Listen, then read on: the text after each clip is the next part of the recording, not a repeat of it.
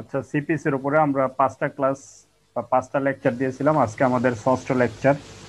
তো লেকচার 6-এ আমরা গত ক্লাসে হচ্ছে গিয়ে আপনার অর্ডার 8 পর্যন্ত দেখার চেষ্টা করছিলাম, রিটেন স্টেটমেন্ট। তো আজকের ক্লাসে আমরা রিটেন স্টেটমেন্টের পরের বিষয়টা দেখার চেষ্টা করব। আচ্ছা, আমাকে কেউ একজন বলবেন যে আমরা কি রিটেন স্টেটমেন্ট পড়েছিলাম নাকি রিটেন স্টেটমেন্ট পড়া হয় নাই? এটা কেউ আমাকে বলবেন? হ্যাঁ, পড়া হয়েছে। আচ্ছা, ডিটেনশন পড়েছি আমরা। আচ্ছা, তাহলে রিটেন স্টেটমেন্টের পরের ধাপ হচ্ছে অল্টারনেটিভ ডিসপিউট রেজুলেশন বা মধ্যস্থতার যে বিধানটা, সেটা হচ্ছে রিটেন স্টেটমেন্টের পরের ধাপ। আজকে আমরা এই ধাপটা বিস্তারিত দেখার চেষ্টা করব। আমাদের এই অল্টারনেটিভ ডিসপিউট রেজুলেশন সম্পর্কে একটা প্রশ্ন অবশ্যই থাকে।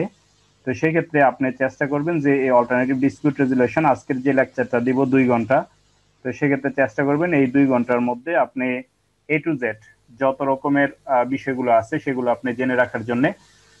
যদি আপনার এই অল্টারনেটিভ ডিসপিউট রেজুলেশনের বিষয়টা ভালোভাবে ধারণা থাকে, তাহলে আপনি সিপিসিতে মানে দেওয়ানি রিলেটেড যে 100 নম্বর আসে তার মধ্যে একটা প্রশ্ন অবশ্যই আনসার করতে পারবেন।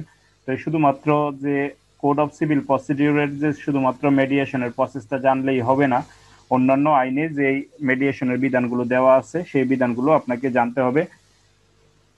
তো সেক্ষেত্রে আমরা প্রথমে সিপিসির বিধানটা দেখার চেষ্টা করব, তারপর অন্যান্য আইনে এই মেডিয়েশন সম্পর্কে যা যা বলা আছে সেই বিষয়টাও আমরা দেখার চেষ্টা করব। তো প্রথমত আমাদের সিপিসির মধ্যে মেডিয়েশন সম্পর্কে বা অল্টারনেটিভ ডিসপিউট রেজুলেশন সম্পর্কে আমাদের বলা আছে হচ্ছে আপনার এই সেকশন 89 এ, অর্থাৎ 89-এর এতে হচ্ছে আমাদের এই মেডিয়েশন সম্পর্কে বলা আছে। তো সিপিসির মেডিয়েশন সম্পর্কে যদি আমরা ভালোভাবে শিখতে চাই, সেক্ষেত্রে আমাদের এখানে দেখতে হবে যে সাবসেকশন আছে কয়টা এবং প্রত্যেকটা সাবসেকশনে কি কোন কোন কথাগুলো বলা আছে। তো সেই বিষয়গুলো আপনাকে ভেঙে ভেঙে ভেঙে পড়তে হবে আলাদা আলাদা করে। যদি আপনি আলাদা আলাদা করে মনে রাখতে পারেন ভেঙে ভেঙে, তাহলে কিন্তু আপনার জন্য এটা কাজে আসবে। আর যদি মনে করেন যে আপনি ওভারঅল পড়ে গেলেন, তবে পরীক্ষার মধ্যে লিখতে গেলে কিন্তু আপনার তখন মনে থাকবে না। তো সেক্ষেত্রে একটু দেখার চেষ্টা করেন যে সেকশন 89 এতে যে বিধানটা বলা আছে সেটা হচ্ছে আপনার মেডিয়েশন। এবং এই ক্ষেত্রে প্রথমত সাবসেকশন 1-এ মেডিয়েশন করার জন্য বা হচ্ছে মেডিয়েশনের স্টেপ গ্রহণ করার জন্য এখানে 5টা পদ্ধতি সম্পর্কে বলা আছে, 5টা পদ্ধতি। তো এই 5টা পদ্ধতি সম্পর্কে যে মেডিয়েশন সম্পর্কে বলা আছে সেই 5টা পদক্ষেপ কি কি নিতে পারে এটা আপনি একটু খেয়াল করেন। যে 89-এ ধারার অধীনে অর্থাৎ সেকশন 89-এর অধীনে আপনার হচ্ছে মোট 5টা স্টেপ গ্রহণ করতে পারে বা নিতে পারে। সেগুলো কি কি? অর্থাৎ আমরা যদি একটু পিছনের দিকে ব্যাক করি তাহলে আমরা দেখব যে যখন হচ্ছে আপনার যথাযথভাবে সামন জারি হয়ে যাবে, সামন জারি হওয়ার পরে বিবাদীর কাজ হচ্ছে নির্দিষ্ট সময়ের মধ্যে রিটেন স্টেটমেন্ট দাখিল করা। এবং বিবাদী যখন রিটেন স্টেটমেন্ট দাখিল করবে, এবং এই রিটেন স্টেটমেন্ট দাখিল করার পরের ধাপই হচ্ছে আপনার এই মেডিয়েশন। অর্থাৎ এই মেডিয়েশনের প্রসেসটা যদিও পূর্বে বাধ্যতামূলক ছিল না, কিন্তু পরবর্তীতে এটা বাধ্যতামূলক করা হয়। এবং আমরা দেখব 2017 সালে সর্বশেষ সিপিসিতে যে অ্যামেন্ডমেন্ট আনা হয় সেই অ্যামেন্ডমেন্টটা ছিল এই 89-এর দ্বারা রিলেটেড। অর্থাৎ এই 89-এর দ্বারাই কিন্তু সর্বশেষ সংশোধনীটা নিয়ে আসা হয়। এখন আমরা দেখেন এখানে এডিআর স্টেপ গ্রহণ করার জন্য প্রথমত সাবসেকশন 1-এর অধীনে আপনার হচ্ছে গিয়ে এখানে 5টা স্টেপ নিতে পারে বা 5টা স্টেপ গ্রহণ করার সুযোগ আছে। এই ক্ষেত্রে মেডিয়েশন করার জন্য প্রথমত জাজ নিজে এটা মেডিয়েট করার চেষ্টা করতে পারে। অর্থাৎ যখন রিটেন স্টেটমেন্ট দাখিল করবে বিবাদী, তার পরবর্তী ধাপে বিবাদী রিটেন স্টেটমেন্ট পাওয়ার পরে জাজ, যিনি বিচারক থাকবেন, তিনি চাইলে নিজে কি করতে পারেন, এটা মেডিয়েশন করার চেষ্টা করতে পারেন বা চেষ্টা করবেন। এবং মেডিয়েট করার পরে দেখেন তারপরে যে বিষয়টা বলা হচ্ছে সেটা হচ্ছে আপনার এখানে যদি জাজ নিজে এটা মেডিয়েট না করে থাকে তাহলে তিনি কি করতে পারেন। তিনি হচ্ছে এখানে বলা হচ্ছে যে আপনার concern legal aid officer, concern legal aid officer, যাকে লিগ্যাল এইড 2000 অর্থাৎ 2000 সালের লিগ্যাল এইড অর্থাৎ আইনগত সহায়তার আইনের হচ্ছে গিয়ে আপনার অধীনে যে লিগ্যাল এইড অফিসারকে নিয়োগ দেওয়া হচ্ছে তার কাছে এটা কি করতে পারেন, হস্তান্তর করতে পারেন বা তার কাছে এটা প্রেরণ করতে পারেন মেডিয়েশনের জন্য। তাহলে আমরা দেখলাম যে 89 এর 89 এর ক্যাপিটাল এ যেটা আছে মেডিয়েশন, এখানে প্রথমত মেডিয়েশন স্টেপ গ্রহণ করার জন্য হচ্ছে আদালত 5টা স্টেপ গ্রহণ করতে পারে, 5টা স্টেপ বা 5টা পদক্ষেপ নিতে পারে। প্রথম পদক্ষেপে জাজ নিজে চাইলে এটা মেডিয়েট করতে পারে, অথবা যাকে লিগ্যাল এইড 2000 এই আইনের অধীনে যাকে লিগ্যাল এইড অফিসার হিসেবে নিয়োগ দেওয়া হয়েছে ওই কনসার্ন লিগ্যাল এইড অফিসারের কাছে এটা মেডিয়েশনের জন্য প্রেরণ করতে পারে। তারপরে আদালত যেই কাজটা করতে পারে, আদালত দুই পক্ষের উকিলদের বলতে পারে যে আপনারা মেডিয়েটর নিয়োগ দিবেন, এবং দুই পক্ষের উকিলদের মধ্য থেকে দুই পক্ষের উকিলদেরকে বলবে যে আপনারা মেডিয়েটর নিয়োগ করে এটা মেডিয়েট করে নিয়ে আসেন। অর্থাৎ তাহলে 3 নম্বরের মানে জাজ আদালত যে 5টা পদক্ষেপ নিতে পারে, প্রথম পদক্ষেপটা হচ্ছে আদালত চাইলে নিজে এটা মেডিয়েট করতে পারে, অথবা আদালত চাইলে কনসার্ন লিগ্যাল এইড অফিসারের কাছে প্রেরণ করে দিতে পারে, অথবা আদালত চাইলে দুই পক্ষের উকিলকে বলতে পারে যে আপনারা একজন মেডিয়েটর নিয়োগ করেন এবং মেডিয়েটর নিয়োগ করার পরে এটা মেডিয়েট করার পরে এটা নিয়ে আসেন। তারপরে বলা হচ্ছে যদি দুই পক্ষের উকিল না থাকে, যদি না থাকে তাহলে দুই পক্ষের বাদী বিবাদীকে বলতে পারে, দুই পক্ষের বাদী বা বিবাদীকে বলতে পারে যে আপনারা নিজেরা আপোষ করে আসেন, অর্থাৎ তারা নিজেরা মেডিয়েট করে আসার জন্য বলতে পারে। অথবা কোর্ট আদালত সাবসেকশন 10 এর অধীনে, অর্থাৎ এই 89 এর ক্যাপিটাল এ এর সাবসেকশন 10 এর অধীনে হচ্ছে আপনার গঠিত যে তালিকা আছে ওই তালিকা থেকে কাউকে মেডিয়েটর হিসেবে দায়িত্ব পালন করার জন্য বলতে পারে, বা কাউকে নিয়োগ করে দিতে, কাউকে অ্যাসাইন করে দিতে পারে যে উনি হচ্ছে মেডিয়েটর হিসেবে দায়িত্ব পালন করবে, এবং বলতে পারে যে এটা উনি নিয়োগ করে, যাকে নিয়োগ দেওয়া হচ্ছে উনি হচ্ছে এটা মেডিয়েট করে নিয়ে আসবেন। অর্থাৎ এখানে যে 5টা পদক্ষেপ, সেই 5টা পদক্ষেপ আপনাকে পরীক্ষার মধ্যে অবশ্যই লিখতে হবে।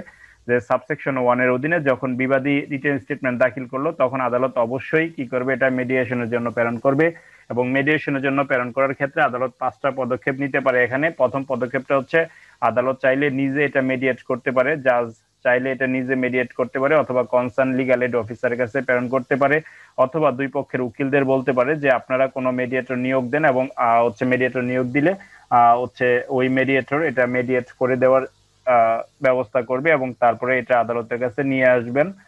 আর তারপরে বলতেছে যদি দুই পক্ষের উকিল না থাকে তাহলে ওই পক্ষদেরকে আদালত বলতে পারে যে আপনারা নিজেরাই মেডিয়েশন করে বা মেডিয়েট করে এটা নিয়ে আসেন, অথবা আদালত এই 89 এর ক্যাপিটাল এ এর সাবসেকশন 10 এর অধীনে যে 10 জন এর তালিকা একটা থাকবে ওই তালিকা থেকে যে কোনো একজন ব্যক্তিকে কি করতে পারে, মেডিয়েটর হিসেবে নিয়োগ দিতে পারে, এবং ওই মেডিয়েটর হচ্ছে গিয়ে এই মামলাটা মেডিয়েট করার চেষ্টা করবে, এবং মেডিয়েট করতে পারলে তারপরে আদালতের কাছে নিয়ে আসবে।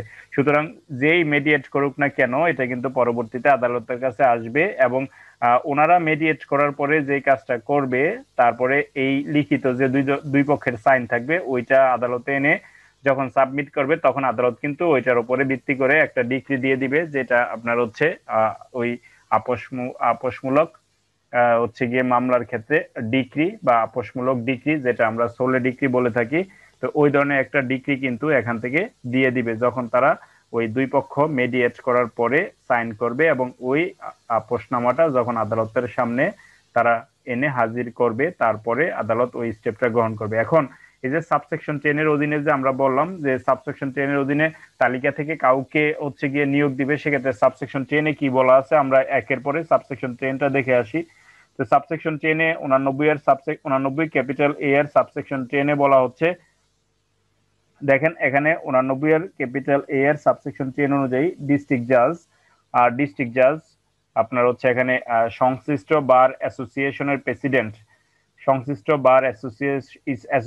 প্রেসিডেন্টের সাথে আলোচনা করে 10 জনের একটা তালিকা করবেন। অর্থাৎ এখানে কাজটা কে করবেন, ডিস্ট্রিক্ট জাজ সংশ্লিষ্ট বার অ্যাসোসিয়েশনের যে প্রেসিডেন্ট তার সাথে আলোচনা করে 10 জনের একটা তালিকা তৈরি করবেন। এখন এই তালিকায় কারা কারা থাকবে, কারা কারা মেডিয়েটর হিসেবে এই তালিকায় দায়িত্ব পালন করবেন, তাদের মধ্যে বলা হচ্ছে যে তারা হবে লয়ার, অর্থাৎ আইনজীবীদের মধ্য থেকে এই তালিকা করতে পারে, অথবা রিটায়ার্ড জাজ, অর্থাৎ যারা অবসরপ্রাপ্ত জাজ তাদের মধ্য থেকে হতে পারে। সেক্ষেত্রে মনে রাখবেন আপনি যে এই রিটায়ার্ড জাজ অথবা লয়ার তাদের মধ্য থেকে হচ্ছে গিয়ে আপনার এই মেডিয়েটর নিয়োগ দেওয়া হবে এবং এই মেডিয়েটরের যে 10 জনের যে তালিকা, এখান থেকে হচ্ছে এই 5 নম্বরের যে স্টেপটা গ্রহণ করতেছে আদালত, সেই আদালত কিন্তু চাইলে এখান থেকে আপনার হচ্ছে একজনকে কি করতে পারে, দায়িত্ব দিতে পারে যে আপনি কি করেন, মেডিয়েট করে আসেন, বা হচ্ছে এই 10 জনের তালিকা থেকে একজনকে নিয়োগ করে দিতে পারে যে উনি এই মামলাটা মেডিয়েশন করবে বা মেডিয়েট করবে। তারপরে 89 এর ক্যাপিটাল এ এর সাবসেকশন 2 এ যে বিষয়টা বলা হচ্ছে, একটু আমি এখানে হয়তো হিবিজিবি করে লেখা আছে, আপনি একটু মনোযোগ দিয়ে কথাগুলো শুনবেন। 89 এর ক্যাপিটাল এ এর সাবসেকশন 2 এ বলা আছে মেডিয়েটর হিসেবে কাকে নিয়োগ দেওয়া যাবে আর কাকে নিয়োগ দেওয়া যাবে না। সেক্ষেত্রে বলা হচ্ছে যে মেডিয়েটর হিসেবে নিয়োগ দেওয়া যাবে আপনার হচ্ছে অ্যানাদার প্লেডার অথবা রিটায়ার্ড জাজ অথবা এ মেডিয়েটর ফ্রম দ্য প্যানেল। অর্থাৎ ওই যে আপনার সাবসেকশন 10 এর অধীনে যে প্যানেল, ওই প্যানেল থেকে কাউকে দেওয়া যাবে, অথবা রিটায়ার্ড জাজকে দেওয়া যাবে, অথবা এই মামলার যে বাদী পক্ষের এবং বিবাদী পক্ষের যে আইনজীবী আছে তাদেরকে বাদ দিয়ে অন্য কোনো প্লেডারকে এটা মেডিয়েটর হিসেবে নিয়োগ দেওয়া যাবে। তারপরে বলা হচ্ছে আপনার যে যে এই মামলার সাথে এঙ্গেজড আছে, অর্থাৎ যে এই মামলার কোন পক্ষের আইনজীবী অথবা যিনি সরকারি কর্মচারী, তাকে কিন্তু মেডিয়েটর হিসেবে নিয়োগ দেওয়া যাবে না। তাহলে আপনি দেখলেন যে সাবসেকশন 89 এর ক্যাপিটাল এ এর সাবসেকশন 2 এ বলা আছে যে কাকে মেডিয়েটর হিসেবে নিয়োগ দেওয়া যাবে আর কাকে মেডিয়েটর হিসেবে নিয়োগ দেওয়া যাবে না। সেক্ষেত্রে বলা হচ্ছে যে মেডিয়েটর হিসেবে নিয়োগ দেওয়া যাবে অ্যানাদার প্লেডার, অর্থাৎ অন্য কোন আইনজীবীকে, যারা বাদী বা বিবাদী পক্ষের আইনজীবী না, উক্ত মামলায় বাদী বা বিবাদী পক্ষের আইনজীবী না, তাদেরকে বাদ দিয়ে অন্য কোনো প্লেডারকে এখানে মেডিয়েটর হিসেবে নিয়োগ দেওয়া যাবে। তারপরে বলা হচ্ছে রিটায়ার্ড জাজ, অর্থাৎ যারা অবসরপ্রাপ্ত বিচারক, তাদের মধ্য থেকে কাউকে মেডিয়েটর হিসেবে নিয়োগ দেওয়া যাবে। তারপরে বলা হচ্ছে মেডিয়েটর ফ্রম দ্য প্যানেল, অর্থাৎ ওই সাবসেকশন 10 এর অধীনে ডিস্ট্রিক্ট জাজ বার অ্যাসোসিয়েশনের প্রেসিডেন্টের সাথে পরামর্শ করে যে তালিকা তৈরি করলো 10 জনের, ওই প্যানেল থেকে কাউকে মেডিয়েটর হিসেবে নিয়োগ দেওয়া যাবে।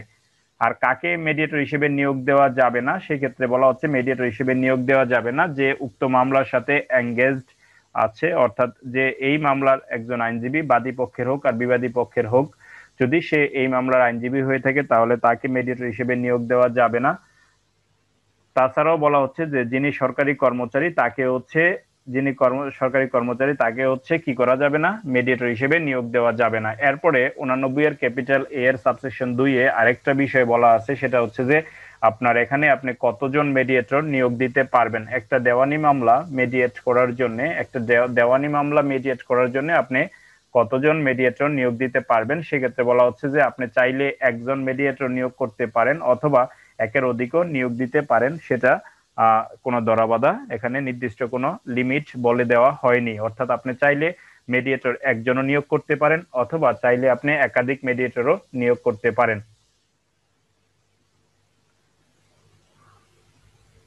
এখন তারপরে যে বিষয়টা বলা হচ্ছে আপনার হচ্ছে এই মেডিয়েটর কে নিয়োগ দিতে পারবে, অর্থাৎ এই যে মেডিয়েটর যাদেরকে আমরা দেখলাম যে অ্যানাদার প্লেডার, রিটায়ার্ড জাজ বা মেডিয়েটর ফ্রম দ্য প্যানেল, এই মেডিয়েটর হচ্ছে কে নিয়োগ দিতে পারবে সেই বিষয়টা এখানে বলা হচ্ছে যে আপনার মামলার প্লেডার যাদের কাছে সাবসেকশন 1 অনুযায়ী প্রেরণ করা হয়েছে, তারা হচ্ছে গিয়ে আপনার এই মামলায় মেডিয়েটর নিয়োগ দিতে পারবে। অর্থাৎ মেডিয়েটর নিয়োগ দেওয়ার ক্ষেত্রে বলা হচ্ছে যে কোনো মামলার প্লেডার্স যাদের কাছে সাবসেকশন 1 অনুযায়ী মামলা প্রেরণ করা হয়েছে, তারা হচ্ছে গিয়ে এই মামলার কি করতে পারবে, আপনার মেডিয়েটর নিয়োগ দিতে পারবে। অর্থাৎ সাবসেকশন 1 আমরা দেখার চেষ্টা করছিলাম জাজ নিজে এটা মেডিয়েট করতে পারে, অথবা জাজ চাইলে এটা আপনার হচ্ছে লিগ্যাল এইড অফিসারের কাছে প্রেরণ করে দিতে পারে, অথবা জাজ চাইলে এটা মামলার দুই পক্ষের আইনজীবীদের বলতে পারে কাউকে মেডিয়েটর হিসেবে নিয়োগ দেওয়ার জন্য। যদি দুই পক্ষের আইনজীবীকে দেওয়া হয় পাওয়ারটা, তাহলে কিন্তু ওই সাবসেকশন 2 এর অধীনে এখান থেকে এই ব্যক্তিগুলো থেকে ওই পক্ষের উকিলদ্বয় কি করতে পারে,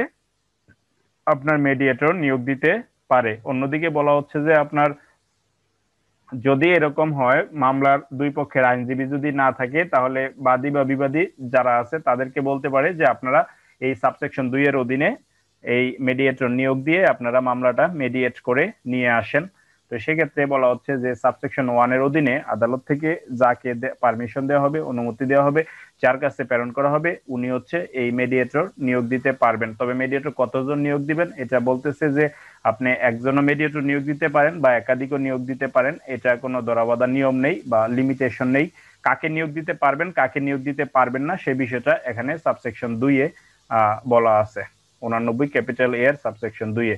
তো সাবসেকশন 2 আশা করি আপনি পারবেন। সাবসেকশন 3 হচ্ছে 89 এর ক্যাপিটাল এর সাবসেকশন 3 এ বলা হচ্ছে যে এই যে মেডিয়েটরকে আপনি সাবসেকশন 2 এর অধীনে নিয়োগ দিলেন, সাবসেকশন 2 এর অধীনে আপনি যে মেডিয়েটরকে নিয়োগ দিলেন ওই মেডিয়েটরের পারিশ্রমিক কি হবে বা এটা কে ঠিক করে দিবে, পারিশ্রমিক কত হবে বা কে ঠিক করে দিবে।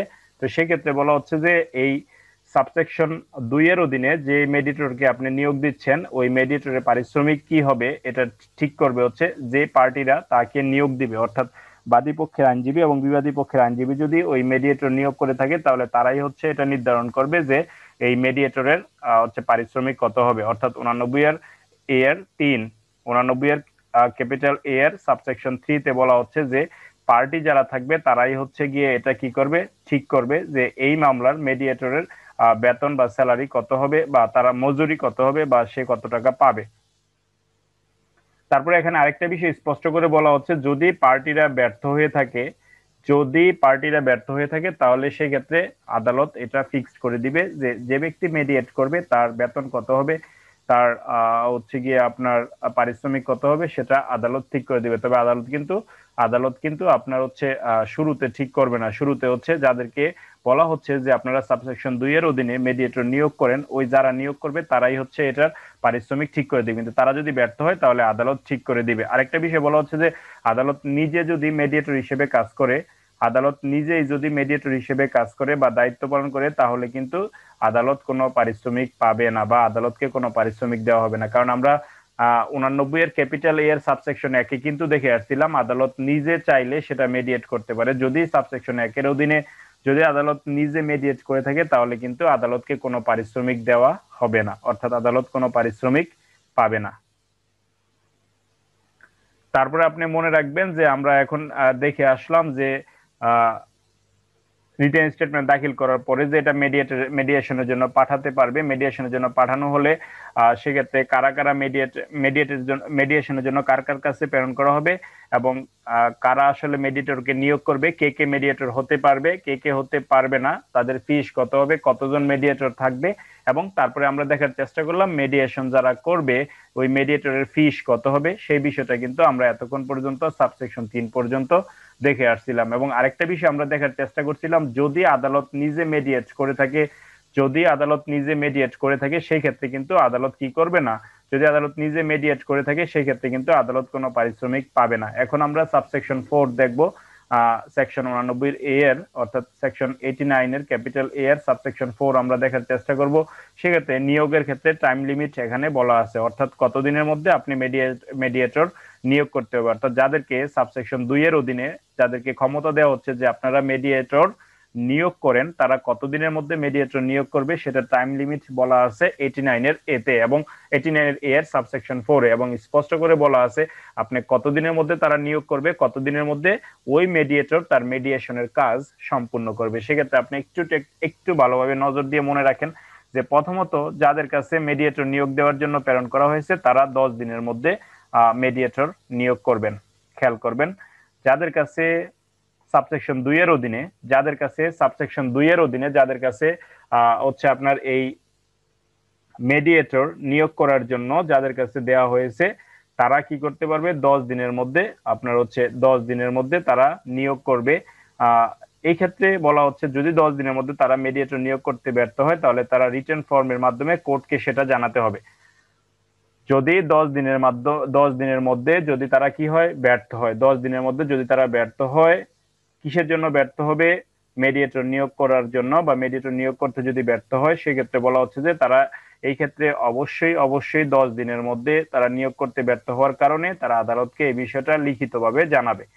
তো আদালত লিখিতভাবে এই বিষয়টা জানার পরে পরবর্তী 7 দিনের মধ্যে কি করবে, আপনার এই মেডিয়েটর নিয়োগ করে দিবে। অর্থাৎ যদি তারা ব্যর্থ হয়, যদি তারা ব্যর্থ হয় এবং ব্যর্থ হওয়ার পরে যদি 10 দিনের মধ্যে আদালতের মধ্যে যদি তারা লিখিতভাবে জানায় যে তারা মেডিয়েটর নিয়োগ করতে ব্যর্থ হয়েছে, তাহলে আদালত পরবর্তী 7 দিনের মধ্যে উপধারা 10-এর অধীনে যে তালিকাটা ছিল ওই তালিকা হতে একজনকে মেডিয়েটর হিসেবে নিয়োগ করে দিবে। তো আমরা দেখলাম যে প্রথমত 10 দিন সময় দিতেছে কাদেরকে, ওই বাদী বা বিবাদীর আইনজীবীদেরকে 10 দিন সময় দিচ্ছে যে আপনারা কি করেন, মেডিয়েটর নিয়োগ করেন। কিন্তু তারা যদি ব্যর্থ হয় তাহলে তার পরবর্তীতে বলা হচ্ছে যে পরবর্তী 7 দিনের মধ্যে উপধারা 10-এর অধীনে একজনকে নিয়োগ করে দিবে। তো সেক্ষেত্রে আপনাকে মনে রাখতে হবে যে পরবর্তী 7 দিনের মধ্যে উপধারা 10 হতে একজনকে যে নিয়োগ করে দিচ্ছে তিনি কতদিনের মধ্যে এটা মেডিয়েট করবে, কিংবা আমরা যদি উপরে দেখে থাকি যে প্রথম যে 10 দিন সময় ছিল ওই 10 দিনের মধ্যে যদি বাদী পক্ষের বা বিবাদী পক্ষের আইনজীবী যদি কাউকে মেডিয়েটর হিসেবে নিয়োগ করে থাকে তাহলে তারা কতদিনের মধ্যে এই মেডিয়েশনের কাজটা সম্পন্ন করবে, সেই বিষয়টা কিন্তু আমরা এখানে সাবসেকশন 4-এ কিন্তু আমরা সেই বিষয়টা দেখতে পাবো। তো এখন আমরা যদি দেখি যে তাদেরকে যখন নিয়োগ দেওয়া হলো তারা কি করবে, দেখেন মেডিয়েটর এই সেকশন অনুযায়ী 60 দিনের মধ্যে তার মেডিয়েশনের কাজটা সম্পূর্ণ করবে। অর্থাৎ আপনি দেখলেন যে সময় পাবে কতদিন, সে 60 দিন। অর্থাৎ ওই মেডিয়েটর যাকে প্রথম 10 দিনের মধ্যে নিয়োগ দেওয়া হচ্ছে, যদি প্রথম 10 দিনের মধ্যে নিয়োগ দেওয়া না হয় তাহলে সাবসেকশন 10-এর অধীনে যে তালিকা আছে ওইখান থেকে যাকে নিয়োগ দেওয়া হবে ওই ব্যক্তি যখন মেডিয়েটর হিসেবে দায়িত্ব পাবে তার 60 দিনের মধ্যে তিনি মেডিয়েশনের কাজ সম্পূর্ণ করবেন। যদি তিনি 60 দিনের মধ্যে ব্যর্থ হন, যদি তিনি সম্পূর্ণ করতে না পারেন মেডিয়েশনের কাজ, সেক্ষেত্রে বলা হচ্ছে আদালত আদালত নিজের ইচ্ছায় অথবা দুই পক্ষের যে হচ্ছে গিয়ে আপনার বাদী বা বিবাদী যারা আছে তাদের যৌথ আবেদনের ভিত্তিতে সর্বোচ্চ 30 দিন পর্যন্ত টাইম এক্সটেন্ড করতে পারে। অর্থাৎ এই ক্ষেত্রে কিন্তু আদালত ইচ্ছা করলে, আদালত যদি মনে করে যে যেহেতু সে ব্যর্থ হয়েছে তাহলে তাকে আরো টাইম বাড়িয়ে দেওয়া দরকার, তাহলে আদালত ইচ্ছা করলে দিতে পারে। অথবা দুই পক্ষ যদি আবেদন করে থাকে তখনও কিন্তু আপনার হচ্ছে এই টাইমটা এক্সটেন্ড করে দিতে পারে। তো সেই ক্ষেত্রে আপনি দেখলেন টোটাল যে সময়টা লাগতেছে, প্রথমত 60 দিন, তাদের 60 দিন ছিল হচ্ছে তার সময়টা, এবং 60 দিনের মধ্যে সে সম্পূর্ণ করতে না পারার কারণে আদালত সন্তুষ্ট হওয়ার কারণে অথবা দুই পক্ষের আবেদনের ভিত্তিতে আদালত সর্বোচ্চ 30 দিন বৃদ্ধি করতে পারে। সেক্ষেত্রে সর্বোচ্চ 90 দিন আপনি সময় পাচ্ছেন একটা মেডিয়েশন সম্পূর্ণ করার জন্য। আর যদি নিয়োগ থেকে শুরু করেন তাহলে প্রথমে 10 দিন, তারপরে 7 দিন, তারপরে 60 দিন, তারপরে 30 দিন। তবে আপনি মনে রাখবেন যে মেডিয়েশনের কাজটা 60 দিনের মধ্যে সম্পূর্ণ করবে। যদি 60 দিনের মধ্যে সম্পূর্ণ করতে না পারে তাহলে আদালত ইচ্ছে করলে অথবা দুই পক্ষের আবেদনের ভিত্তিতে সর্বোচ্চ 30 দিন পর্যন্ত বৃদ্ধি করতে পারে। সেক্ষেত্রে টোটাল সময় 90 দিনের বেশি কখনো হবে না, 90 দিনের মধ্যেই এই মেডিয়েশনের কাজ সম্পূর্ণ করতে হবে। তারপরে আমরা 89 এর ক্যাপিটাল এ এর সাবসেকশন 5 দেখার চেষ্টা করব। সাবসেকশন 5 এ যে বিষয়টা বলা হচ্ছে, দেখেন এখানে সাবসেকশন 5 এ বলা হচ্ছে যে মেডিয়েটর তার মেডিয়েশন কমপ্লিট করার জন্য হচ্ছে আপনার তার কমপ্লিট করবে এবং এর আলোকে একটা রিপোর্ট তৈরি করবে। ওকে, তো সেই ক্ষেত্রে বলা হচ্ছে যে যে ব্যক্তি মেডিয়েটর হিসেবে দায়িত্ব পালন করবে, যিনি সাবসেকশন 4 এর অধীনে, যিনি হচ্ছে তার কাজটা কমপ্লিট করবে, যে ব্যক্তি তার কাজটা কমপ্লিট করবে সেক্ষেত্রে সে কিন্তু আপনার হচ্ছে গিয়ে এখানে বলা হচ্ছে যে এই কাজটা কমপ্লিট করলে আপনার হচ্ছে এর আলোকে একটা রিপোর্ট তৈরি করবে, যেখানে সে দুই পক্ষ বা দুই পক্ষের উকিল যিনি মেডিয়েটর ছিলেন তিনি সহ সাইন করবেন। অর্থাৎ সেই ক্ষেত্রে কিন্তু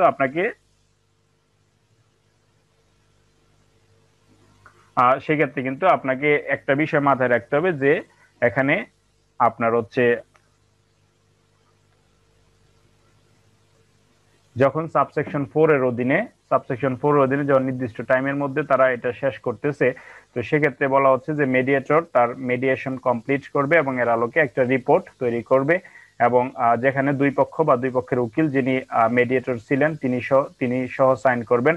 এরপর এটা কোর্টের কাছে পাঠানো হবে এবং কোর্ট তারপরে কি করবে, দেখেন কোর্ট তারপরে একটা কম্প্রোমাইজ রিপোর্ট বা কম্প্রোমাইজ ডিক্রি দিবে 7 দিনের মধ্যে, এবং এই ডিক্রিটা অর্ডার 23 রুল 3 অনুযায়ী অর্ডার বা ডিক্রি হিসেবে গণ্য করা হবে। তবে ডিক্রি দিবে হচ্ছে গিয়ে আপনার প্রথমত তো অর্ডার করার জন্য অনুমতি দেয়। আমরা যখন অর্ডার 23 রুল 3 যখন পড়বো তখন আমরা দেখবো প্রথমে মেডিয়েশন একটা অর্ডার দেয়। তো মেডিয়েশন অর্ডার দিলে ওই যে আদেশটা দেয়, আদেশটা দেওয়ার পরে যখন মেডিয়েট করে নিয়ে আসে, ফাইনালি যখন রিপোর্টটা দিবে, এই যে এখানে যে রিপোর্টটা তৈরি করবে, এই রিপোর্টটা যখন আদালতের কাছে দেওয়া হবে সাবসেকশন 5 এর অধীনে প্রণীত রিপোর্ট, তারপরে কিন্তু আপনার হচ্ছে গিয়ে এটা চূড়ান্তভাবে ডিক্রি দেওয়া হবে, কম্প্রোমাইজ ডিক্রি। সবকিছু উপধারা 5 এবং 8 অনুযায়ী এটা গোপনীয় থাকবে। অর্থাৎ এক কথা যদি আমি বলার চেষ্টা করি, সাবসেকশন 89 এর এর সাবসেকশন 5 এ বলা আছে যে মেডিয়েটর, যে ব্যক্তি মেডিয়েশনের কাজটা সম্পূর্ণ করতেছে, ওই ব্যক্তি মেডিয়েশন কমপ্লিট করার সময় বা কমপ্লিট করার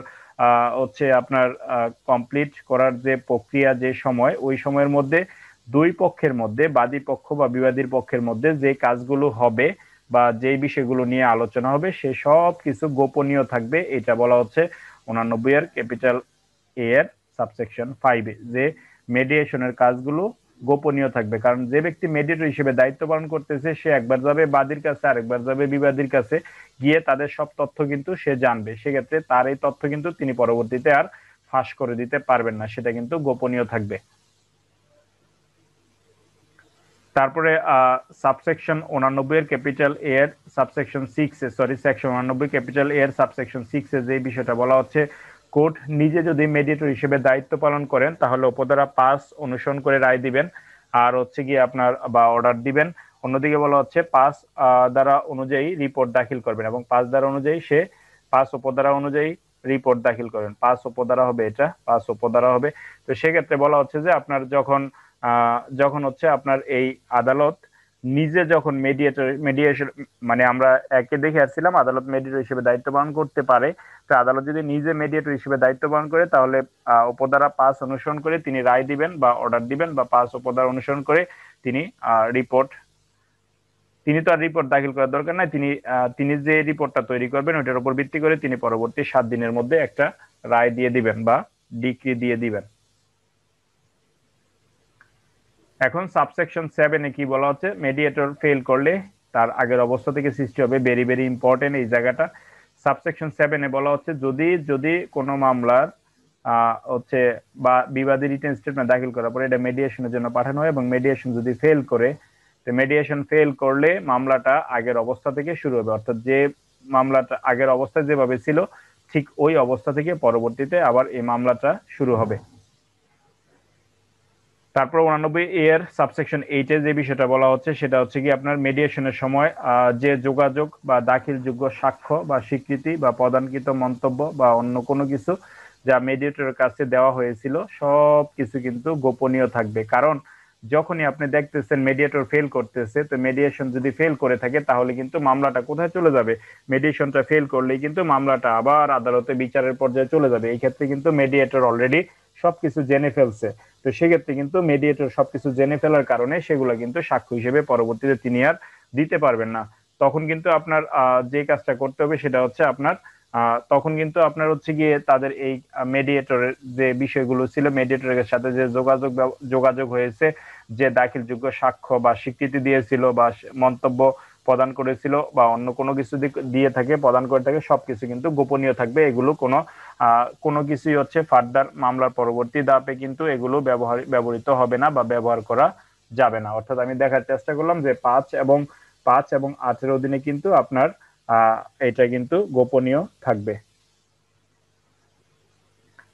তো তারপরে আপনি খেয়াল করেন 89 এর 9 নম্বর সাবসেকশন 89 এ এর 9 নম্বর সাবসেকশনে যেটা বলা হচ্ছে যে আদালত যদি নিজে মেডিয়েশন করার চেষ্টা করেন এবং মেডিয়েশন করে যদি তিনি মেডিয়েশন করতে ব্যর্থ হন, অর্থাৎ আদালত যদি নিজে মেডিয়েটরের দায়িত্ব পালন করেন এবং পালন করতে গিয়ে যদি তিনি পরবর্তীতে ব্যর্থ হন, তাহলে কিন্তু ওই মামলা তিনি বিচার করতে পারবেন না। কারণ তিনি অলরেডি সবকিছু জেনে গেছেন, যার কারণে তার আর বিচার করার এখানে কোনো সুযোগ থাকবে না। তিনি এটা এখতিয়ার সম্পূর্ণ অন্য কোনো বিচারকের আদালতে তিনি এটা ট্রান্সফার করে দিবেন। কারণ যেহেতু তিনি মেডিয়েশন করার চেষ্টা করেছিলেন এবং মেডিয়েশন করতে গিয়ে তিনি ব্যর্থ হন, তো ব্যর্থ হওয়ার কারণে কিন্তু তিনি আর এই মামলাটা বিচার করবেন না।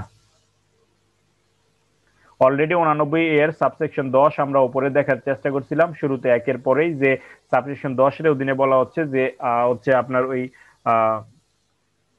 ডিস্ট্রিক্ট বার অ্যাসোসিয়েশন, অর্থাৎ আপনার হচ্ছে এখানে বার অ্যাসোসিয়েশনের যিনি প্রেসিডেন্ট তার সাথে ডিস্ট্রিক্ট জাজ পরামর্শ করে 10 জনের একটা তালিকা করবে। এখানে রিটায়ার্ড জাজ এবং লয়াররা থাকবে যাদেরকে মিডিয়েটর হিসেবে এখানে এই প্যানেল থেকে পরবর্তীতে প্রয়োজন হলে আদালত তাদেরকে নিয়োগ দিতে পারে মিডিয়েটর হিসেবে। আর তারপরে দেখেন 89 এর ক্যাপিটাল এ এর সাবসেকশন 11-তে কি বলা আছে। সাবসেকশন 11-তে বলা আছে মেডিয়েটরের মাধ্যমে মামলা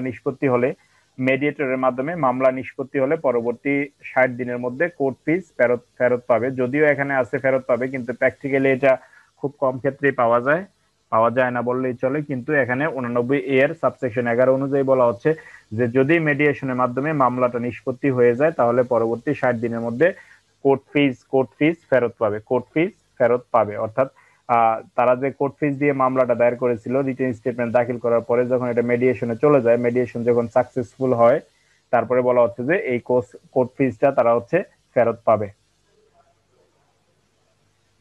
তারপরে আপনি যদি 89 এর সাবসেকশন 12 দেখেন, এখানে বলা হচ্ছে যে আপনার এই মিডিয়েশন করার পরে যদি আদালত থেকে কোনো ডিক্রি দেওয়া হয় তাহলে ওই ডিক্রির এগেইনস্টে আপিল বা রিভিশন চলবে না। অর্থাৎ আপিল বা রিভিশন আপনি করতে পারবেন না, তাহলে আপনি সর্বোচ্চ রিভিউ করতে পারবেন। তো এখানে বলা হচ্ছে যে 89 এর 12 অনুযায়ী বলা হচ্ছে যে আপনি এই মিডিয়েশনের মাধ্যমে যে আদেশটা দেওয়া হবে এটার এগেইনস্টে আপনি আপিল বা রিভিশন করতে পারবেন না।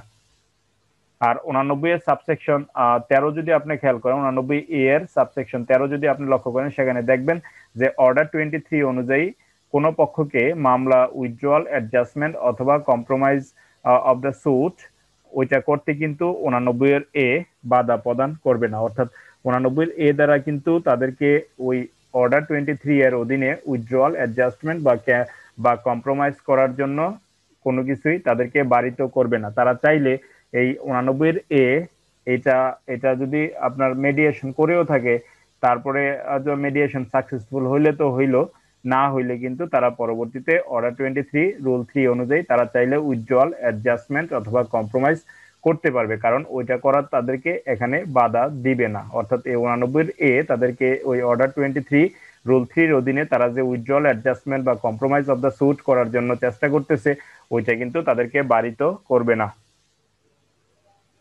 তারপরে 89 এর ক্যাপিটাল এ এর আপনার যদি এক্সপ্লানেশন 1 লক্ষ্য করেন, এক্সপ্লানেশন 1 এ আপনি দেখবেন যে হোয়াট ইজ মেডিয়েশন বলতে আপনি কি বুঝেন এই সংজ্ঞাটা এখান থেকে পড়ে রাখবেন।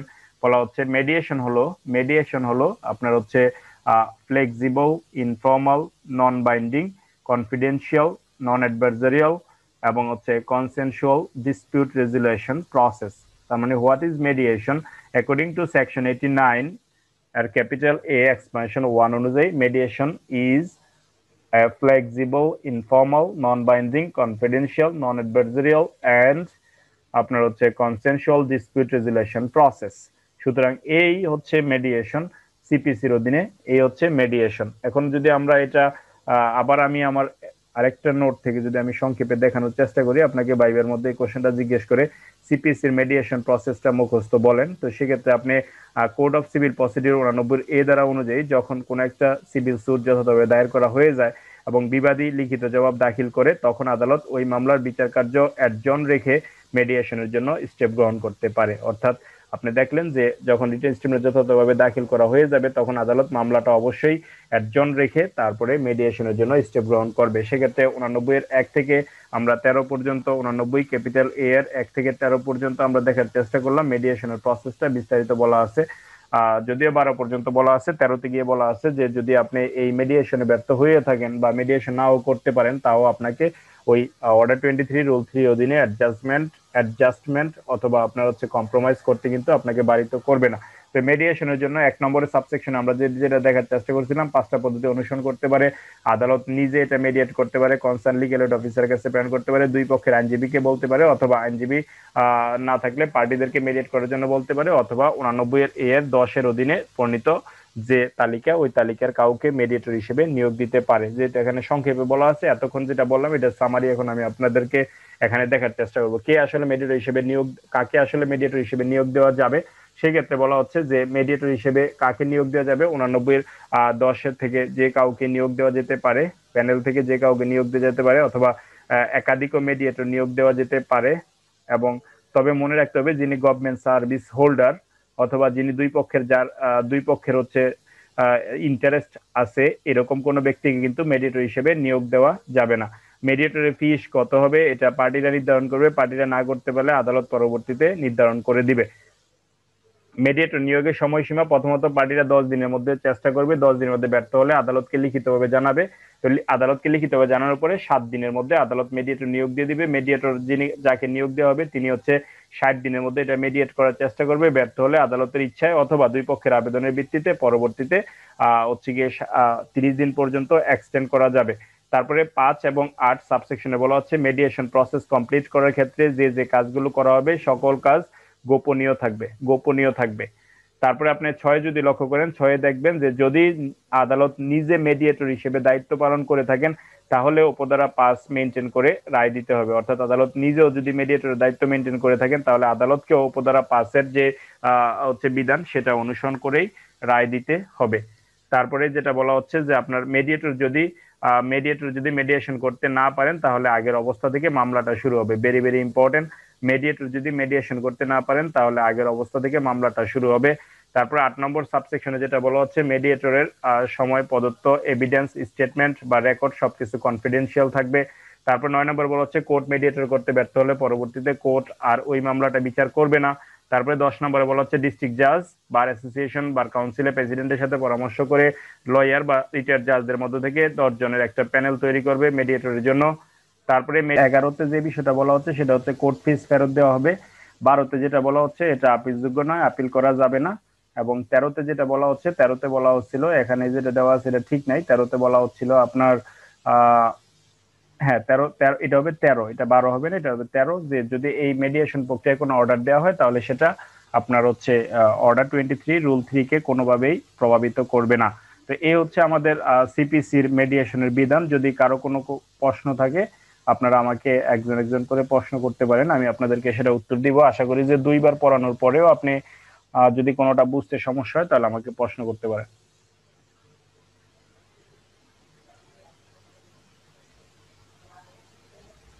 আমাকে শুনতে পাচ্ছেন? ভাইয়া হ্যাঁ ভাইয়া শুনতে পাচ্ছি। 2017 আগে এটা কি ম্যান্ডেটরি ছিল না এডিআরটা? 12 সালেই ম্যান্ডেটরি ছিল, 2017 সালে লিগ্যাল এড অফিসারের কাছে প্রেরণ করতে হবে, ওইটা অ্যাড করা হয়। আচ্ছা আচ্ছা আচ্ছা, ঠিক আছে। আর বারো- আমরা যে বারো- আরো এডিআর গুলো দেখি, মানে যেমন এটা হচ্ছে সিপিসির ক্ষেত্রে হচ্ছে, এটা যেমন সিপিসিটা ফ্যামিলি সিপিসিটা আমাদের মানে শেষ। ফ্যামিলি। তারপরে আমরা এখন আরেকটা আর্টিকেল থেকে পড়ার চেষ্টা করব। কিছু কিছু আর্টিকেল আপনাদের পড়তে হবে, তবে এডিআর রিলেটেড এই আর্টিকেলটা পড়লে এনাফ। এডিআর রিলেটেড এই আর্টিকেলটা পড়লেই এনাফ, এর বাইরে কোনো কিছু পড়া লাগবে না। এর বাইরে আর কোনো স্যার, শব্দ। হ্যাঁ হ্যালো স্যার, হ্যালো বলেন বলেন, শুনতেছি। স্যার। ওই যে রুল 10-এ কি বার কাউন্সিলের এটা কি প্রেসিডেন্ট হবে না বার অ্যাসোসিয়েশন হবে? একই কথা, যে বার রুল 10 হ্যাঁ বার অ্যাসোসিয়েশন বার কাউন্সিল এক কথা না? বার কাউন্সিল তো স্যার আমরা জানি যেটা ওই বার অ্যাসোসিয়েশন, তো বার কাউন্সিল থেকে ওইখানে বার অ্যাসোসিয়েশন মনে হবে স্যার। আইনটা দেখে নিন, আইনের মধ্যে বার অ্যাসোসিয়েশন লেখা নাকি বার কাউন্সিল? বার অ্যাসোসিয়েশন লেখা, বার অ্যাসোসিয়েশন লেখা হবে। জি স্যার, আপনার এখানে স্যার মনে হয় বার কাউন্সিলের আছে। আচ্ছা ওই যে প্রথমটা ছিল হচ্ছে বার অ্যাসোসিয়েশন, পরেরটা বার কাউন্সিল লেখা, কিন্তু বার অ্যাসোসিয়েশনই হবে আর কি। হ্যাঁ, ও thank you sir, thank you. Okay. এরপরে আমরা দেখবো যে বাংলাদেশের আর কোন কোন আইনে এডিআর সম্পর্কে বলা আছে। আপনারা হয়তো স্ক্রিন দেখতে পাচ্ছেন আশা করি, সেক্ষেত্রে একটু দেখেন যেখানে laws refer for ADR in Bangladesh, অর্থাৎ বাংলাদেশের কোন কোন আইনে আপনার এডিআর সম্পর্কে বলা আছে। তো সেই বিষয়টা বলা হচ্ছে যে আপনার এডিআর সম্পর্কে মূলত আমরা যে আইনগুলো দেখবো এখানে এ থেকে শুরু করে এন পর্যন্ত বলা আছে। এই আইনগুলোতে মূলত এডিআর সম্পর্কে বলা আছে। তো এডিআর সম্পর্কে প্রথমত code of civil procedure, already আমরা এটা জেনে ফেলছি বা পড়ে ফেলছি। তারপর হচ্ছে মুসলিম ফ্যামিলি লজ অর্ডিন্যান্স 1961, এখানেও এডিআর সম্পর্কে বলা আছে। তারপরে ইনকাম ট্যাক্স অর্ডিন্যান্স 1984, এখানেও এডিআর সম্পর্কে, মানে এডিআর বা মেডিয়েশন যেটাই বলেন না কেন, বা এডিআর অল্টারনেটিভ ডিসপিউট রেজুলেশন সম্পর্কে বলা আছে। ভ্যালু এডেড ট্যাক্স, এটা আপনাকে পড়তে হবে না। কাস্টম অ্যাক্ট, এটা পড়তে হবে না। ফ্যামিলি কোড অর্ডিন্যান্স 1985, তবে পড়তে পারেন। Custom act, value aided tax এগুলো সিলেবাসে নাই, তো এই জন্য বললাম পড়া লাগবে না, তবে তারপর আপনি পড়ে রাখতে পারেন। আপনার কোন সময় এডিআর দিয়ে বলা যায় না, যে বিভিন্ন আইন এডিআর সম্পর্কে লেখেন। লিগ্যাল এইড দেখেন এখানে, the legal aid, legal advice and alternative dispute resolution 2015 এর আন্ডারে লিগ্যাল এইড অ্যাক্ট 2000, অর্থাৎ এই লিগ্যাল অ্যাক্ট দেখেন, লিগ্যাল এইড অ্যাক্ট আমরা আরেকটু আগে দেখার চেষ্টা করছিলাম যে লিগ্যাল এইড অ্যাক্ট 2000 সালে লিগ্যাল এইড আইনের অধীনে কিন্তু লিগ্যাল এইড অফিসার কে নিয়োগ দেওয়া হয়, এবং এই আইনের লিগ্যাল এইড অ্যাক্ট 2000 এই আইনের অধীনে কিন্তু পরবর্তীতে the legal aid legal advice and alternative dispute resolutions rules 2015 প্রণয়ন করা হয়। ওই 2015 প্রণয়ন করা হওয়ার পরে অর্থঋণ আদালতের 22 দ্বারা কিন্তু বিলুপ্তি করা হয়, বা অর্থঋণ আদালতের 22 দ্বারা কিন্তু বাতিল করে দেওয়া হয়। তারপরে বলছে আরবিট্রেশন অ্যাক্টে আছে 2001 এর, তারপরে অর্থঋণ আদালতে আছে অর্থঋণ আদালত আইন বা মানি লোন কোর্ট অ্যাক্ট 2003, এই আইনের অধীনে অল্টারনেটিভ ডিসপিউট রেজুলেশনের বিধান আছে। The conciliation of dispute municipal board act 2004, তারপরে ভিলেজ কোর্ট অ্যাক্ট 2006, তারপরে লেবার কোর্ট অ্যাক্ট 2006, ইপিজেড এগুলো পড়া লাগবে না, ইপিজেড ট্রেড ওয়েলফেয়ার পড়া লাগবে না। তার মানে এগুলোর মধ্যে আমাদের এই আইনগুলোর লিগ্যাল এইড হচ্ছে অল্টারনেটিভ ডিসপিউট রেজুলেশন সম্পর্কে আমাদের পড়তে হবে।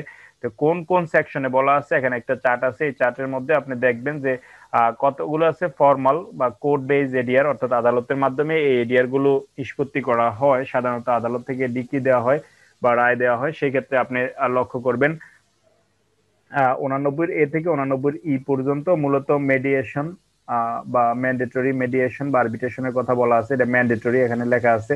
এই ক্ষেত্রে কোর্ট ইটসেলফ অথবা এ থার্ড পার্টি নিউট্রাল তারা এটা মেডিয়েট করতে পারে বা মেডিয়েশনের কাজটা করতে পারে। তারপরে অর্থঋণ আদালত আইন বা money loan court act 2003 as amended up to the 2010, এই আইনে বলা হচ্ছে আপনার সেকশন 22 থেকে 25, তারপরে 38, তারপরে 44 এ, তারপরে 45, এই ধারাগুলোতে সাধারণত আপিল, মূল মামলা, আপিল এবং রিভিশন বা এক্সিকিউশনের পর্যায়েও কিন্তু এডিআর এর বিধান এখানে রাখা হয়েছে। সেক্ষেত্রে ম্যান্ডেটরি এডিআর, ম্যান্ডেটরি আরবিট্রেশন বা মেডিয়েশনের বিধান রাখা হয়েছে। সেক্ষেত্রে বলা হচ্ছে কোর্ট ইটসেলফ এটা করতে পারে, অথবা এ থার্ড পার্টি নিউট্রাল সেও এটা করতে পারে। সুতরাং এই দুইজনের যে কেউ একজনই হচ্ছে এই কোর্ট বেজ এডিআর গুলো করতে পারে। তারপরে family courts ordinance 1985, very very important. Family courts ordinance 1985 very very important. এই আইনের সেকশন 10 এর 3 এবং 4 এবং সেকশন 13 অর্থাৎ 10 এর 3, 4 এবং হচ্ছে 13 ধারার অধীনে কিন্তু মেডিয়েশনের বিধানটা রাখা হয়েছে। সেক্ষেত্রে এখানে যে নামে পরিচিত সেটা হচ্ছে রিকনসিলিয়েশন বা কম্প্রোমাইজ, রিকনসিলিয়েশন বা কম্প্রোমাইজ। তো এই রিকনসিলিয়েশন বা কম্প্রোমাইজ এটা কিন্তু দ্য কোর্ট ইটসেলফ, কোর্ট নিজে কিন্তু এটা করতে পারে, এটা কিন্তু কোনো থার্ড পার্টি বা অন্য কেউ করতে পারে না। ভেরি ভেরি ইম্পর্টেন্ট এই জায়গাটা, কোর্ট নিজে কিন্তু এটা করতে হবে, এটা কিন্তু থার্ড পার্টি বা অন্য কেউ করতে পারবে না। সুতরাং এই ফ্যামিলি কোর্ট অর্ডিন্যান্স 1985 এর এডিআর কে করতে পারে? The court itself, the court itself, অর্থাৎ কোর্ট নিজে এটা এডিআর এর দায়িত্ব নিয়ে থাকে বা নিজে করে থাকে, এটা কিন্তু থার্ড পার্টি কাউকে দিয়ে করানো যাবে না, এটা মনে রাখবেন আপনি। অর্থঋণ আদালত এবং হচ্ছে কোড অফ সিভিল প্রসিডিউর অধীনে কিন্তু আদালত নিজে অথবা থার্ড পার্টি নিউট্রাল কারো মাধ্যমে কিন্তু এডিআর এর ব্যবস্থা করতে পারে। তারপরে পৌর এলাকায় বিরোধ নিষ্পত্তি board act 2004, village court act, arbitration act, income tax act, value added tax act, the customs act, legal aid, the legal advice and alternative dispute resolution act 2015, তারপরে Muslim family laws ordinance, the labour court act, EPZ, trade union and industrial relations act 2004। এগুলো হচ্ছে quasi formal অথবা statutory ADR. এখানে যে যে section আছে, যে যে আইনের যে যে সেকশনগুলো এডিআর রিলেটেড, সেগুলো আপনাকে বাসার মধ্যে একটু দেখে রাখবেন, এগুলো হচ্ছে এডিআর রিলেটেড, তো এগুলো আপনি বাসার মধ্যে পড়বেন। তারপরে ইনফর্মাল এডিআর, ইনফর্মাল এডিআর হচ্ছে বিভিন্ন এনজিও যে মেডিয়েশন গুলো করে থাকে, এগুলোকে বলা হয় ইনফর্মাল এডিআর। তো সেক্ষেত্রে এখানে কোন আইনের অধীনে কোনটা করা হয়, কোনটা আরবিট্রেশন, কোনটা ফ্যাসিলিটেশন, কোনটা সেটেলমেন্ট কনফারেন্স, এগুলা কিন্তু আপনাকে একটু মনোযোগ দিয়ে দেখতে হবে। অর্থাৎ এই যে the legal aid, legal advice and alternative dispute resolution rules 2015 and legal aid act 2000 এর অধীনে কিন্তু সেটেলমেন্ট কনফারেন্স করা হয়। এবং এটা করে থাকে কে? Legal aid officer. যার কারণে আমরা 89 এতে সিপিসিতে যখন দেখলাম তখন আমরা দেখলাম যে আদালত চাইলে নিজে করতে পারে অথবা লিগ্যাল এইড অফিসারের কাছে এটা পাঠিয়ে দিতে পারে। তিনি তখন সেটেলমেন্ট কনফারেন্সের আয়োজন করবেন এবং এটার মাধ্যমে তিনি মেডিয়েট করার চেষ্টা করবেন। এগুলা কিন্তু আবার বিস্তারিত যে আইনের যে ধারায় আছে সেখানে কিন্তু আপনার বিস্তারিত আবার প্রত্যেকটা আইনে কি কি বলা আছে সেগুলো বলা আছে, সেগুলো বাসার মধ্যে একটু পড়বেন। আমাদের আজকে 10টা বাজে একটা পরীক্ষা নেওয়ার কথা, 10টা থেকে, সরি 10:30 থেকে। তো সেক্ষেত্রে আপনারা এই মেডিয়েশনের এখানে মূলত প্রত্যেকটা আইনে যা সংক্ষেপে এখানে বলা আছে যে যেমন কোর্ট বেজ এডিয়ার ক্ষেত্রে family code ordinance 1985 was promulgated with a view to expedite the resolution of the case related to the family affairs rapidly and effectively, and this court have been followingly the ADR procedure in disposing the cases both before and after the conclusion of the trial. অর্থাৎ এই ক্ষেত্রে আপনি দেখতেছেন যে before এবং after the conclusion of the trial, বিচার শুরু হওয়ার পূর্বে অথবা বিচার শুরু হওয়ার পরেও অথবা নিষ্পত্তি হওয়ার পরেও কিন্তু আদালত চাইলে এডিআর করতে পারে। তো সেক্ষেত্রে এডিআর করতে কতদিন সময় লাগবে? The family court shall fixed a date for the pre trial hearing within 30 days and after the filing of the written statement by the defendant. Unless Section 10(3) of the Ordinance 1985, the court generally in the pre-trial hearing ascertain the issues between the parties and attempt to effect the compromise or reconciliation between the parties. The family court, if it deems fit on the applications of any dispute, may contact the whole part of the any cameratal. আচ্ছা, এত কিছু পড়ার দরকার নাই, আপনার এখানে যে কাজটা মনে রাখতে হবে যে ফ্যামিলি কোর্ট অর্ডিন্যান্সের সেকশন 10 এর হচ্ছে গিয়ে আপনার 3 এবং 4 উপধারা এবং সেকশন 13 এই দুইটা সেকশনের অধীনে হচ্ছে আদালত এডিআর এর কাজটা করতে পারে। এটা বিচার শুরু হওয়ার পূর্বেও করতে পারে, পরেও করতে পারে এবং এটার জন্য এখানে বলা হচ্ছে প্রি ট্রায়াল হিয়ারিং এর জন্য সর্বোচ্চ 30 দিন সময় থাকে। ওই 30 দিনের মধ্যে হচ্ছে বিবাদী রিটেন স্টেটমেন্ট দাখিল করবে এবং দাখিল করার পরে আদালত হচ্ছে কি করবে? এটা কম্প্রোমাইজ অথবা রিকনসিলিয়েশনের চেষ্টা করবে। আর না পারলে ফাইনালি যখন জাজমেন্ট দিবে তারপরেও চেষ্টা করবে। তারপরে 89 এ আমরা বিস্তারিত পড়ে আসছি, এটা আমরা এখন পড়বো না। 89 এটা আমাদের পড়া শেষ। তারপরে মেডিয়েশন ইন আপিল, আপিলের ক্ষেত্রে মেডিয়েশন সম্পর্কে সিপিসির কোথায় বলা আছে এটা আপনি দেখবেন। আপিলের ক্ষেত্রে মেডিয়েশন সম্পর্কে সিপিসির 89 এর সি তে বলা আছে। 89 এর সেকশন 89 এর ক্যাপিটাল সি তে বলা আছে মেডিয়েশন ইন আপিল, আপিলের পর্যায়ে মেডিয়েশন করা যায় কিনা সিপিসির অধীনে। তো সেটা 89 সি তে বলা আছে আপিলের পর্যায়ে আপনি মেডিয়েশন করতে পারবেন। অর্থঋণ আইনে যে মেডিয়েশন সম্পর্কে বলা আছে সেটা আপনার হচ্ছে খুবই গুরুত্বপূর্ণ। যদি আপনি এখন তো অর্থঋণ আদালত আইন মনে হয় নাই, সেক্ষেত্রে আপনার এটা হয়তো বা এডিআরে আসতে পারে কিন্তু এভাবে হচ্ছে গিয়ে অর্থঋণ আদালত আইন তো যেহেতু নাই, হচ্ছে 1-2 আপনি যে আইন নেন না কেন এটার সম্পর্কে আপনাকে লিখতে হবে না।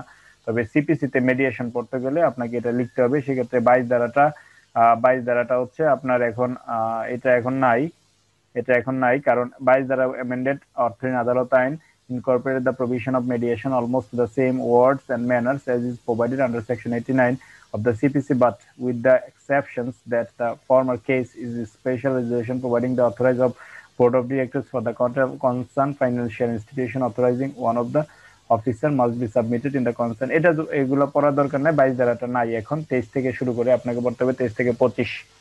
তারপরে ওই যে উপরে যে সেকশন গুলো আমরা দেখলাম সেগুলো পড়তে হবে। আমি এটা দিয়ে দিব, আপনারা বাসার মধ্যে যার সময় পান একটু পড়ে নেবেন মেডিয়েশন সম্পর্কে। আর আপনারা কি আজকে পরীক্ষাটা দিতে পারবেন রাত্রে 10টা থেকে? সরি 10টা না, 10:30 থেকে? জি ভাই পারবেন। আর আজকের পরীক্ষাটা হচ্ছে 30 মিনিট সময়। আপনারা গত পরীক্ষাটা যেভাবে দিচ্ছেন আজকের পরীক্ষাটা সেম একইভাবে দিবেন। তো সেক্ষেত্রে আজকের পরীক্ষাটা আমি যেখানে প্রশ্নটা শেয়ার করব, ওই প্রশ্নটা শেয়ার করার পরে আপনারা আমাকে নির্দিষ্ট সময়ের আগে যদি আনসার করতে পারেন তাহলে ইনবক্স করে দিবেন, মানে টেক্সট সেন্ড মেসেজে, পেজের মধ্যে সেন্ড মেসেজে পাঠিয়ে দিবেন, আমার এখানে চলে আসবে। আর পরবর্তীতে আপনারা নির্দিষ্ট টাইম হয়ে গেলে, যখন আমি বলবো যে 11টা পর্যন্ত টাইম, 11টার পরে আপনারা চাইলে কমেন্ট সেকশনে দিয়ে দিতে পারেন এবং আপনারা আমি আনসার গুলো দিয়ে দিলে আপনারা মূল্যায়ন করে আপনাদের নাম্বারটা আমাকে জানাইতে পারেন যে কে কত পান, বা একজনেরটা আরেকজনের দেখতে পারেন যদি আপনারা মনে করেন যে একজনেরটা আরেকজনের দেখবো। তো সেক্ষেত্রে আমি আজকে বলে দিচ্ছি আজকে কত পাইলে আপনি পাস করবেন। 50-এর মধ্যে? 25 25 হ্যাঁ 25। তার মানে আপনি বুল দাগাইলে কত কাটা যাবে? 0.25। একটা বুল দাগাবেন তো 0.25 কাটা যাবে। আর হচ্ছে গিয়ে যদি আপনি সঠিক দেখাইতে পারেন তাহলে 1 নাম্বার করে পাবেন। কথা বুঝছেন? সুতরাং আজকের কোশ্চেনটা যদি আপনি আনসার করতে পারেন তাহলে মনে করব যে আপনি সংবিধান থেকে যে রকমের প্রশ্ন আসুক না কেন আপনি আনসার করতে পারবেন। আমার কথা ক্লিয়ার বুঝতে পারছেন? আর নয়তো জি আমি ভাই। কালকে থেকে আবার আমি সংবিধান 1 নম্বর লেকচার থেকে পড়ানো শুরু করব। যারা যারা মিস করছেন তারা ওই সংবিধানের লেকচার গুলো পড়ে ফেলবেন। এই সাথে আমাদের ভাইয়া আমার একটা কোয়েশ্চেন ছিল। জি এই বিষয় না ভাইয়া, একটা হচ্ছে আপনি মনে হয় জেনারেল নলেজের একটা শেয়ার করছিলেন, কিন্তু ভাই আমি ওটা সেভ করার আগে পোস্টটা জানি কোথায় চলে গেছে, আমি আর পাইনি। তো ভাই ওটা কোথায় শেয়ার করছিলেন একটু বললেন, একটু এবিএম নিতে সিদ্দিক পারতাম। পেজের মধ্যে আমি সবকিছু শেয়ার করি, যা যা আছে। এবিএম সিদ্দিক পেজ নামে একটা পেজ আছে না, ওই পেজে আপনি সবকিছু পাবেন। হ্যাঁ, ওই আচ্ছা, পেজেই সবকিছু ওই পাবেন। এবিএম সিদ্দিক লিখে সার্চ দিলেই চলে আসবে তাই না ভাইয়া ওটা হ্যাঁ হ্যাঁ হ্যাঁ, ওইটা তো পেজটা? আপনাকে বলছি আচ্ছা লাইক আচ্ছা। দেওয়ার জন্য। যদি পোস্টে লাইক দিলে আপনার সামনে চলে যাবে, সামনে একেবারে। আর যদি লাইক না দেন তাহলে হয়তো বা আপনাকে খুঁজে বের করতে হবে আর কি, এতটুকুই। কারণ যে লাইক দেয় ওই পেজের যে হুম। যারা অ্যালগোরিদম, তো গুগল এটা ইয়ে করে, তো সেক্ষেত্রে গুগল বা হচ্ছে ফেসবুক অথরিটি অ্যালগোরিদম এর মাধ্যমে এটা তার কাছে পৌঁছা দেয়। যে লাইক দেয় মনে করে যে তার এটা ভ্যালু আছে বা তার কাছে এটা মূল্য আছে, তো কোনো কিছু পোস্ট করলে তার ওয়ালে নিয়ে সামনে নিয়ে দিয়ে রাখে। আর যদি লাইক না দেন তাহলে আপনার সামনে নিয়ে দিবে না। ভাইয়া না ভাইয়া, খুঁজে পাইছিলাম বাট পরে আর পেলাম। আচ্ছা আমি দেখতেছি, সমস্যা আচ্ছা নেই। ঠিক আছে। আর হচ্ছে তাহলে আপনারা আচ্ছা আচ্ছা। আমি 10:30 প্রশ্ন আপলোড দিয়ে রাখতেছি। 10:30 বাজে প্রশ্নটা হ্যাঁ ভিজিবল হবে। প্রশ্নটা ভাইয়া, 10:30 এটা বাজে তো স্পেশাল। হ্যাঁ হ্যাঁ ভাই, এটা তো স্পেশাল স্পেশাল ব্যাচদের ক্লাস। তো আমরা কি আজকে এটা কি পাবো? আমি তো ওই যে দ্বিতীয় মাসের ইয়ে করছি, আজকে ক্লাসের লেখা। সবই পাবেন। যারা রেগুলার 3 মাস করতেছেন তারা সবই পাবেন, এত ইয়া করার দরকার নাই। কিন্তু আপনারা পড়ালেখা করতে থাকেন, ভালো করে পড়তে থাকেন, সবকিছু আমি দিয়ে দেবো, সমস্যা নাই। কথা বুঝছেন? জি ভাই। আর এখন আমি আজকে আপনারা যারা কমেন্ট করছেন তাদেরকে বাদ দিয়ে বাকিদেরকে রিমুভ করে দিয়ে ওই গ্রুপে আমি সবকিছু শেয়ার করে দেবো। কারণ ওরা তো 2 মাস ধরে তো আপনারা আছেন ওই গ্রুপে, তো সেক্ষেত্রে ওই গ্রুপে 2 মাস ধরে হ্যাঁ থাকতেছেন, ওই গ্রুপে আমি সবকিছু রেখে দিব বা শেয়ার করে দিব। আর স্পেশাল গ্রুপে তো শেয়ার করি, স্পেশাল গ্রুপে তো সবকিছু হ্যাঁ, দেই, প্লাস ওই গ্রুপেও দিয়ে দিব, সমস্যা নাই। কিন্তু আজকে আমি ওইগুলোকে ঠিক আছে রিমুভ ভাই। করে দিব আর কি। যারা যারা করতে ইচ্ছুক না তাদেরকে তো আর রেখে লাভ নাই আমার এখানে। হ্যাঁ ভাই, এগুলো রাখার দরকার নাই, শুধু জি শুধু ভাইয়া। থেকে আর ঝামেলা। ঠিক আছে, সবাই ভালো থাকবেন তাহলে। হ্যাঁ, আর যদি আচ্ছা ভাই, 10:30 কি ওই ফেসবুকের গ্রুপে দিবেন কোয়েকশনটা? হ্যাঁ হ্যাঁ হ্যাঁ, ফেসবুকের গ্রুপে দিব। 14তম আচ্ছা বিজিএস এর যে গ্রুপটা আচ্ছা এখানে, 14তম বিজিএস এর গ্রুপটা স্পেশাল গ্রুপে যারা যে যেখানে আছেন ওইখান থেকে পাবেন বা আসবে আর কি। হ্যাঁ, আর আপনি আচ্ছা। ওই দিন এটা তো আমি হ্যাঁ, সহজ কোশ্চেন দিছি, আপনি পেরে গেছেন। আজকেটা যদি পারেন তাহলে আমি মনে করবো যে আপনারা না প্রকৃতপক্ষে ভাই, পড়ালেখা করেন। আজকে পারবো না, কারণ হচ্ছে আজকে আমি পড়তেই পারি না, অনেক টাইম শর্ট ছিল, মানে শর্ট টাইম তো। আর আজকের এর জন্য কোশ্চেনটা আমি নিজে তৈরি করছি, তো তো সেক্ষেত্রে যদি আজকেরটা পারেন তাহলে মনে করবো যে না, আপনারা আসলেই পড়ালেখা করছেন। ওই দিন এটা তো আমি বই ভাইয়া থেকে 2 দিন সময় দেন, হ্যাঁ পরীক্ষার হ্যাঁ, তারিখ দিতে দিলেন সময় ভাই। ধরেন না, আজকে দিয়ে দেই। প্লাস একটা কাজ করলে বেটার হতো ভাই, যদি আপনি মনে করেন এটা ভালো, যে একটা পার্ট পার্ট করে শব্দ, মানে সবগুলারই এরকম যদি আমরা একটা প্রিপারেশন নিয়ে পরীক্ষা দিই তাহলে বেটার হবে।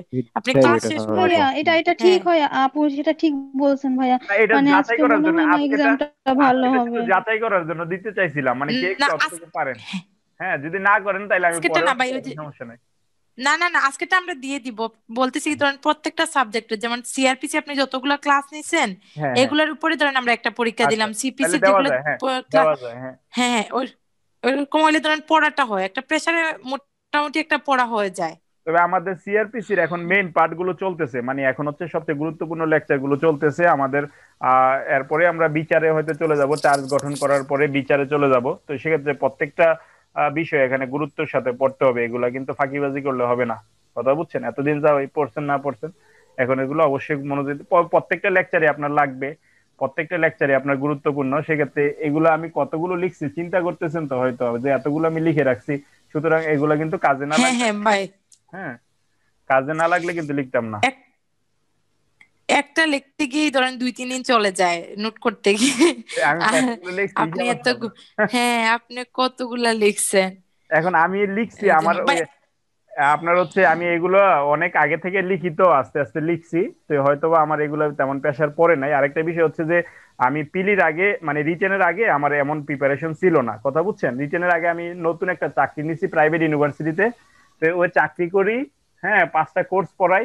তো নতুন জয়েন করছি, দিছে টট ল, তারপর হচ্ছে আপনার ওই ইকুইটি, তারপরে রোমান ল, তারপরে হচ্ছে আপনার এই কি 5টা কোর্স দিছে আমি নিজের জীবনও পড়ি না, এগুলো আগে পড়ছিলাম আর কি হয়তো ইউনিভার্সিটিতে কোনো এক সময়। তো ওইগুলো আমি পড়তে পড়তে এদিকে রিটেন পরীক্ষা এসে পড়ছে, আবার হাতের অপারেশন করছি, তো আমি মানে রিটেন পরীক্ষা দিছি মনে করেন যে শুধুমাত্র নিজে যতটুকু ইয়ে আছে ওইটা দিয়ে পাশ করে ফেলছি, কোনো পড়ালেখা তেমন যে দেখে যাব বা পড়ে যাবো অতটুকু পড়ি নাই, হয়তো এই কারণে ভাইভাতে বাদ দিয়ে দিছে আর কি আমার মনে হয়, কথা বুঝছেন। কিন্তু ভাইভাতে না তো বাদ দেওয়ার কথা ছিল না। এবার আবার মনে করেন সব পড়া আছে, এবার যতগুলো পড়া দরকার করোনার মধ্যে 8-9 মাসে বারবার বারবার পড়তে পড়তে পড়তে পড়তে এগুলো শেষ করে দিয়েছিলাম, বুঝছেন। তো ঠিক আছে, সবাই ভালো থাকেন। ভাইয়া হুম। ভাইয়া একটা ই ছিল, কোয়াজাই ফর্মাল বললেন আর এই কথাটা বুঝি নাই আমি। কোয়াজাই বলতে বোঝায় যে এটা মানে আদালতের মধ্যে তেমন সরাসরি আদালতে যে এটা তো কোর্ট বেস, অর্থাৎ আদালতে বিচার করে। আর কোয়াজাই মানে আদালতের মতো অর্ধেক আর কি, অর্ধেক আদালতের মতো কাজ করে, বাকিটা নিজে মানে প্রাইভেটলি এটা ইয়া করে আর কি। ধরেন ভিলেজ কোর্ট, আচ্ছা ভিলেজ কোর্ট যেটা ভিলেজ গ্রামের যে ইউনিয়ন পরিষদের চেয়ারম্যান আছে তারা এটা মনে করেন যে মিডিয়েশন করার চেষ্টা করেন। ভিলেজ কোর্ট তারা তো আর কোর্টের কাজ করতেছে না, বা কোর্টের যে আমরা সাক্ষ্য প্রমাণ ডাকতেছি, যাহা বলিব সত্য বলিব, সত্য বই মিথ্যা বলিব, ওইগুলা তো আর তারা করতেছে না, তারা শুধু ওইখানে একটা শর্টকাট একটা আদালত বসায় করে ফেলতেছে। হ্যাঁ, ওগুলো হচ্ছে কোয়াজাই। ভাই আর্টিকেলটা তো দিয়ে দিবেন না? হ্যাঁ হ্যাঁ দিয়ে দিব, ওকে ঠিক আছে, আর্টিকেলটা দিয়ে দেবো, আর্টিকেলটা ভালো ভাই। আর্টিকেলটা বাসায় পড়ে জি নেবেন। স্যার ভাই পড়বো। ওকে ঠিক আছে। হ্যাঁ স্যার পড়বো স্যার, আর্টিকেল একটু পলক দিয়ে ভাই দিন। এক্সাম কি হচ্ছে না? হ্যাঁ এক্সাম হবে 10:30টায়, 10:30টায় এক্সাম হবে, একটু যাচাই করেন কতটুকু পারেন। 10:30টায় কি আপনি আপলোড করবেন কোথায়, মানে ক্লাস? আপনি একটা গ্রুপে তো আছেন অবশ্যই, তাই না? স্পেশাল গ্রুপে আপনি আছেন স্পেশাল না, কপি আছে। ওইখানেই আমি আপলোড দিয়ে দিব, ওই গ্রুপে থেকে আপনি দেখে খাতার মধ্যে আনসারটা লিখে আপনি কমেন্ট করে দিয়েন আর কি। তবে আপনি আমাকে ইনবক্সে দেন, সবাই ইনবক্সে দিয়েন, কমেন্ট করেন না, কমেন্ট করলে আরেকজনে দেখে দেখে আপনারটা লিখে ফেলবে, বুঝছেন। ইনবক্সে দেন, নির্দিষ্ট সময়ের পরে 11টার পরে কমেন্ট করেন, যাতে করে আর কেউ না দিতে পারে। 11টার পরে আর কারোটা গ্রহণযোগ্য করব না, তো 11টা পর্যন্ত কেউ কমেন্ট করার দরকার নাই, 11টার পরে যায় কমেন্ট করবেন, কথা বুঝছেন। ঠিক আছে। ঠিক আছে, ওকে, ভালো থাকেন।